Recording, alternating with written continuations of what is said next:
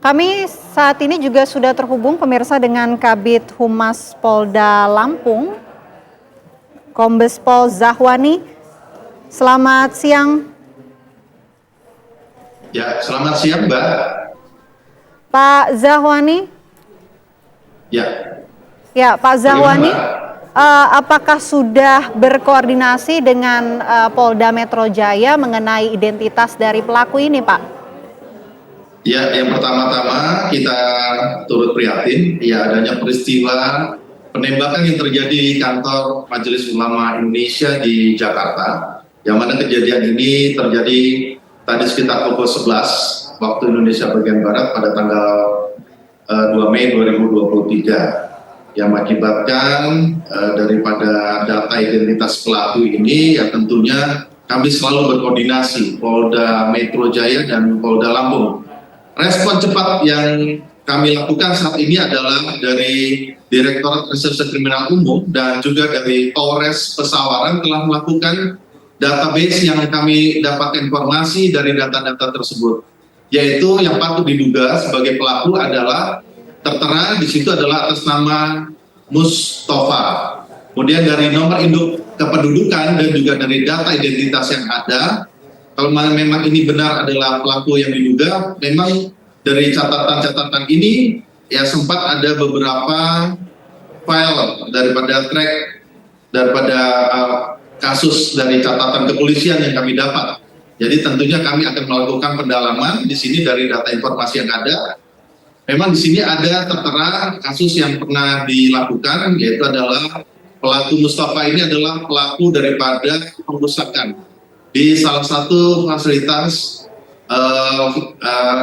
objek vital ya dalam hal ini di kantor DPRD Provinsi Lampung pada tahun 2016, di mana pelaku sudah dijerat di pasal 406 KUHP tentang pengerusakan dan sudah dilakukan penghukuman, dan terhadap apa yang dilakukan juga hal yang sama, yaitu mengaku sebagai wakil Nabi Muhammad SAW yang dituntut jaksa pada saat itu dengan putusan pidana. Jadi untuk sementara itu bisa kami sampaikan, dan kami tetap berkoordinasi dengan pihak terkait termasuk dari pemerintah Kabupaten Pesawaran, karena memang kalau dari database yang ada di sini alamatnya ini adalah di wilayah Kabupaten Pesawaran, yaitu di desa, alamatnya di Sukajaya. Demikian Mbak yang bisa kami sampaikan. Pak, mohon diulang, pelaku pernah terlibat kasus apa aja, Pak? Ya, jadi dari database kami, itu pelaku pernah melakukan suatu tindak pidana pengerusakan, yaitu di fasilitas objek vital, dalam ini adalah kantor Dewan Perwakilan Rakyat Daerah di Provinsi Lampung, dan pelaku ini melakukan aksinya pada tahun 2016 dan sudah menjalani hukuman dengan putusan hukuman sesuai dengan KUHP pasal 406 dan sudah menjalankan hukuman. Jadi begitu Mbak untuk sementara yang bisa kami sampaikan. Ya, atas tindak pidana yang sebelumnya pernah dilakukan oleh pelaku, pendalaman dari pihak kepolisian, ini apa motif dari pelaku melakukan pengerusakan ini, Pak?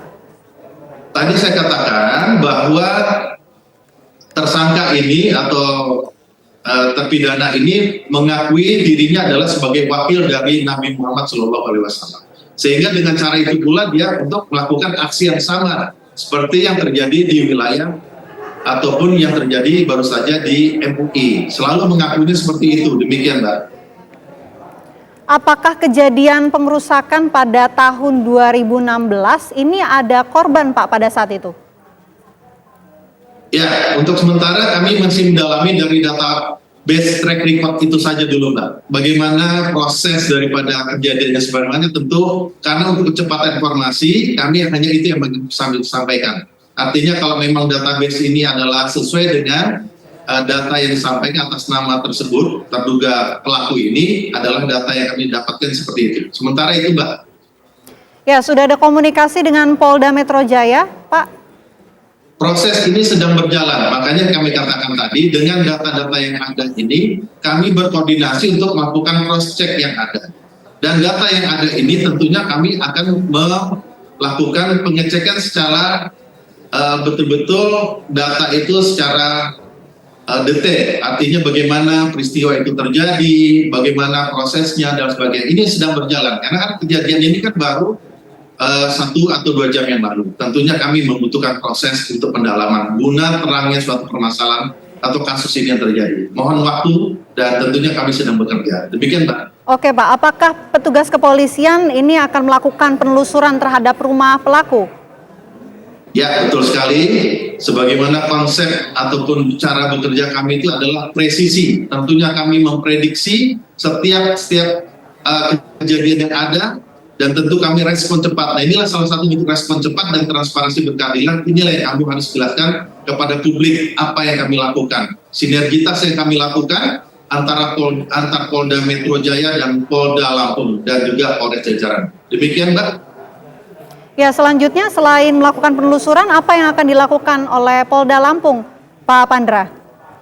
Ya, itu saya katakan proses penyelidikan dan penyidikan kami akan lakukan pendalaman sesuatu permasalahan ini agar terangnya suatu permasalahan ini sehingga masyarakat akan jelas daripada apa yang sudah dilakukan atau peristiwa apa yang baru saja terjadi sehingga terangnya suatu permasalahan ini akan bisa menjawab apa peristiwa pidana atau rangkaian-rangkaian yang sudah pernah dilakukan terhadap diduga pelaku. Pada intinya pada saat kami sedang menjalani atau melakukan pendalaman, begitu Mbak. Pak Pandra, apakah sudah ada laporan dari Polres ataupun Polsek tempat pelaku tinggal sampai saat ini, Pak? Bagaimana maksudnya, Pak? Laporan sudah apa, ada. Intinya kami. Maksudnya laporan bagaimana, Mbak? Laporan dari Polres atau Polsek tempat pelaku tinggal, Pak Pandra? Saat ini intinya petugas kami atau tim penyidik dan dari Direktur Reserse Kriminal Umum tadi di Reskrimum Polda Lampung yaitu Kombes Renot ya saat ini sudah menyatakan bahwa dari data tersebut memang adalah patut diduga adalah warga yang berasal dari Kabupaten Pesawaran, Provinsi Lampung. Itu yang dijelaskan.